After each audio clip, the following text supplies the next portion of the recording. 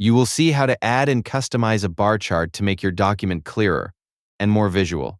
Start by opening your document and getting ready to insert the chart.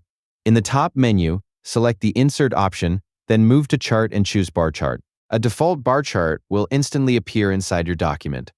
To edit the chart data, select the chart options and open the linked spreadsheet. This will take you to a connected Google Sheets file where the chart data is stored. Here, you can change numbers, update labels, and adjust the information so it matches what you want to show.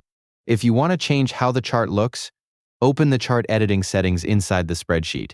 You can switch between different chart styles and choose the one that fits your data best. Once you select a new style, the chart updates automatically. After making your changes, go back to your document. On the chart, click the Update button so it refreshes and applies all the edits you made in the spreadsheet.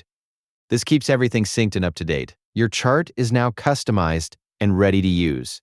It helps present your data in a clear and professional way, making your document easier to understand. A simple tip is to keep your data organized in clean rows and columns so edits stay easy.